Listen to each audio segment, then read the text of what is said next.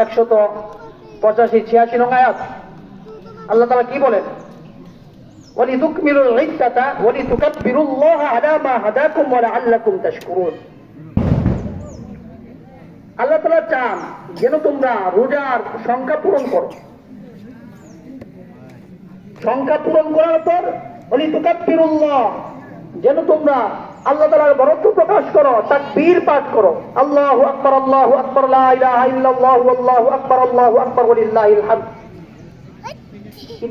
ঈদের দিনের অন্যতম আমল লাআল্লাকুম তাশকুরুন, যেন তোমরা শুকরগুজার হও, শুকরিয়া আদায় করো।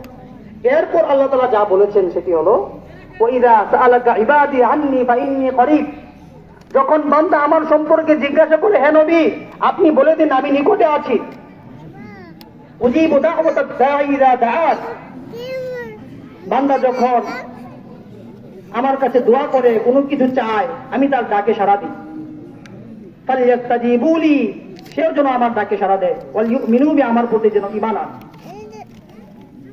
বিশ্ববিখ্যাত মুফাসসির বলতে গেলে মুফাসসিরদের শিরোমণি হাফেজ ইবনে কাসির রাহিমাহুল্লাহ, ওনার বিখ্যাত তাফসীর গ্রন্থ তাফসীরুল কুরআনিল আযীম, ওখানে এই আয়াতের তাফসীরে উল্লেখ করেছেন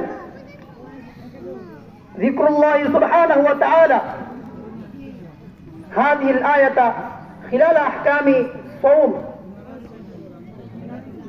ফীহি ইরশাদুন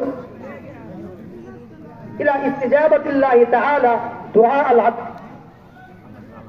আল্লাহ সুবহানাহু ওয়া তাআলা রমজানের রোজা আলোচনা প্রসঙ্গে, রমজানের রোজা শেষ করার আলোচনা প্রসঙ্গে উল্লেখ করেছেন, যখন বান্দা আমার সম্পর্কে জিজ্ঞাসা করে আমি নিকটে আছি, আমি তার দোয়া কবুল করি। এর দ্বারা বোঝা যায় রমজান শেষ করার পর ইনদা ইকমাল ইদ্দাতি রমাদান, রমজানের সংখ্যা পূরণ করার পর যখন বান্দা আল্লাহর কাছে দোয়া করে, সেই দোয়া আল্লাহ তাআলা কবুল করেন। আল্লাহ কবুল। তো ঈদগাহের মাঠে নিরাশ হওয়ার